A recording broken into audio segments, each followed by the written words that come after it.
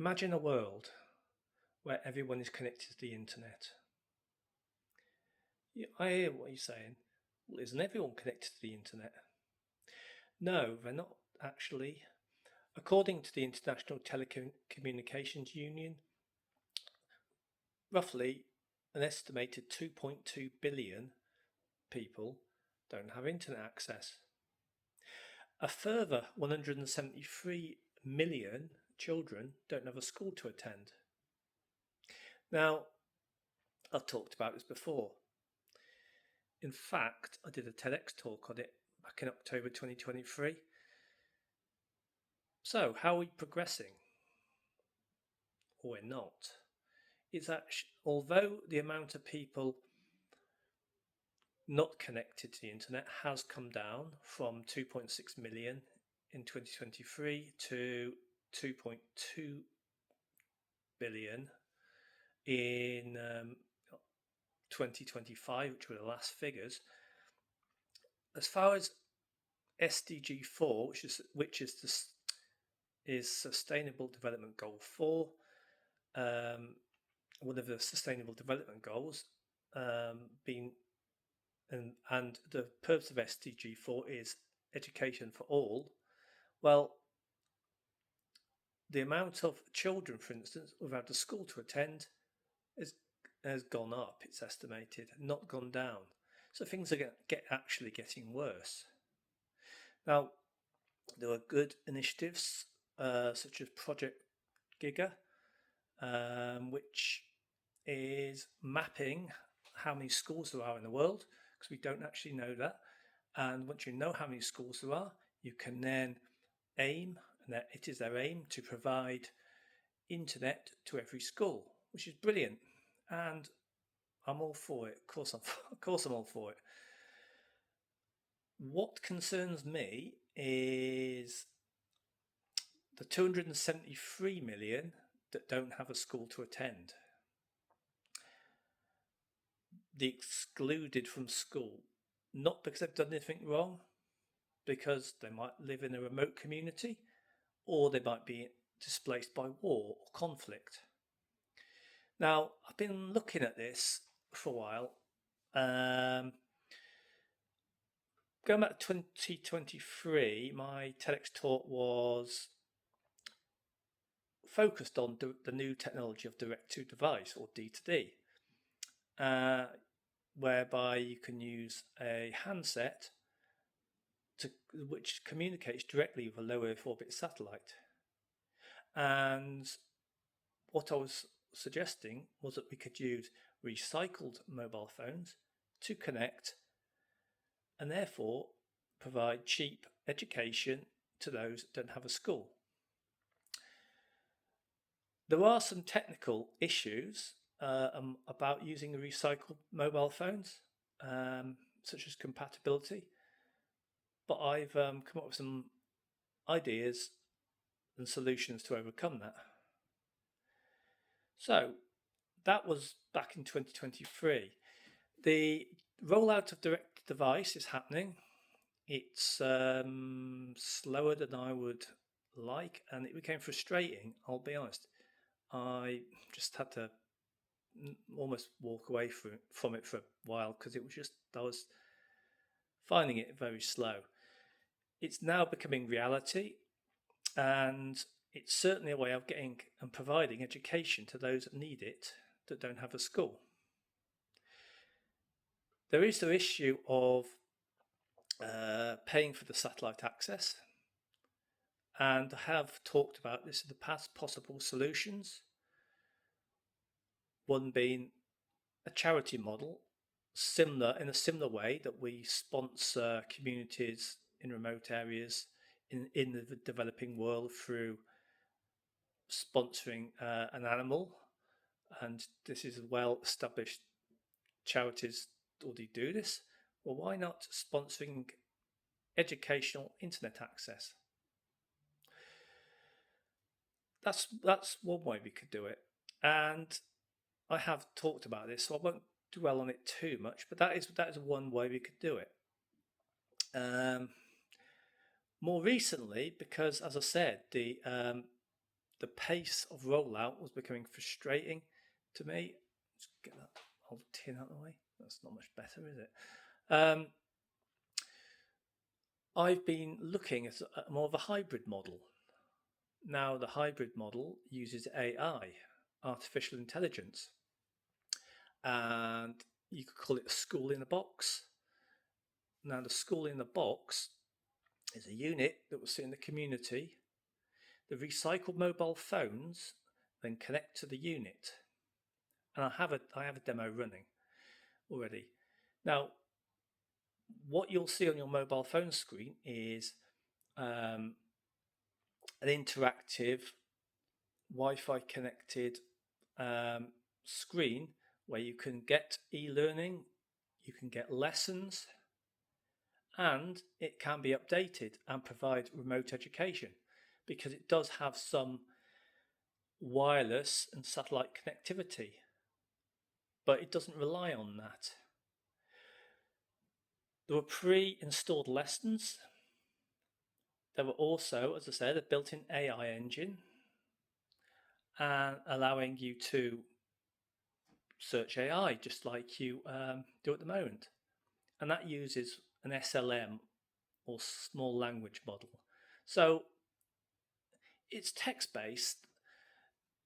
Obviously, in a rural community with a school in a box, which is basically an access point, you're not going to you're not going to be able to create AI videos and AI photos and some of the things you can do using the big AI companies online, because you just don't have the power of the unit. But text-based queries for education they work, and it works well. So that just to recap, the unit sits in the community. The recycled mobile phones, you can access the lessons, so it could be from the phones. You can access lessons, so it's basically an e-learning system. It's also intermittently updated via wireless communications such as satellite, and there's also a built-in AI capability, so it actually can be used if you don't even have any satellite or wireless connectivity. So it can be completely offline. It can also be off grid because it can be solar powered. Right, so that's what I'm working on at the moment. Like I say, it does work. Have the prototype. In fact, we have the Mark II prototype, and it's all been built using free software and free hardware, second-hand mobile phones.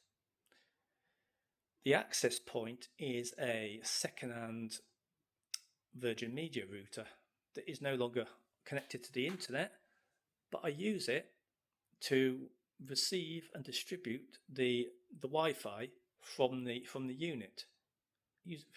Think of it as a receiver or transmitter. The prototype uses a computer that's recycled.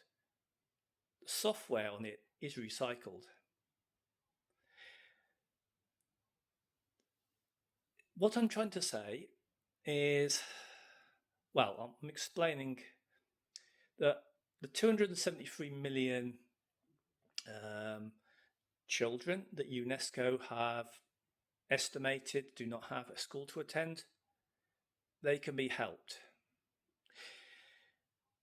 Why should we bother, you're thinking? Well, I hope you're not thinking that. You may not like school, but what is the alternative? Imagine you didn't go to school. Well, you might say, good, I'd have got a job. I would have started a business. And some people, yes, that might be the case. Everyone's different. But you only have to look back to the UK during the Victorian times of Queen Victoria, 150 years ago, and you had 5-year-olds being sent up into chimneys to clean the soot out, and child labour. Is that the life you'd want for your children in 2026? You'd probably say no. And you are in the fortunate position of being able to watch me. Well, you may not think it's a fortunate position. If you're still watching, thanks. You have the internet and you have the technology, and your children have the technology.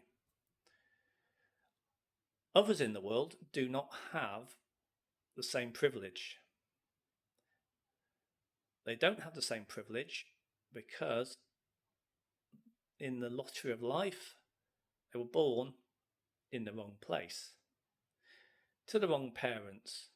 And I mean no disrespect to the parents. I just mean they were born in a poor country and don't have the opportunities that we have. I don't think it's some kind of socialist wish, because I'm not particularly left wing, to think that everyone should get a chance in life. I'm not saying everyone has to be millionaires. The world don't work like that. What I'm saying is that we need a baseline sure, it only seems right that we have a baseline of a standard of living. And you think about it for a minute, not mentioning any names, there was recently a trillionaire. Sure, he's a great guy if you get to know him. I've never met him, probably never will. And I understand that it's $1 trillion on paper. He doesn't have $1 trillion in his bank account. But what I'm saying is, there's plenty of money in the world, and why can't we help people a bit more? Why do you need to hoard it all? I mean, how insecure? I'm going to be controversial here. Is it some sort of insecurity? Not all millionaires hoard it. There's some well-known examples. Bill Gates, for example, giving away money, and he's giving away a lot. That's good. We need more of it. That's what I'm saying. I don't really understand the mindset of why you need so many billion. I really don't. I'm not particularly religious, but I seem to remember hearing something when I was a child, or read it in the Bible or something, about 10%, giving away 10% of your wealth to charity. People do, I'm sure. I don't think I'm giving away 10%. So you could say, oh, he's been hypocritical. I'll tell you what, I will if a billionaire is watching this and you agree to back it. You give away 10%, I'll give away 10%. 10% of my wages will make a difference to someone. 10% of a billionaire or trillionaire is world changing. It's more than governments have. There's certain individuals, these tech bros, I think they call them. These extremely rich people. That I'm losing my thread here a bit. That could do so much more for humanity. Okay, you might say, well, why would they do so much more for humanity? Life's a competition. It's not like school. Okay, fair enough. Right, what do these tech billionaires do? They sell things. They have social media. They have internet services. If you grant more people internet access, they're more likely to become wealthier. They can run businesses. They have access to education, increases their skills, and eventually they will want to buy things and use your products.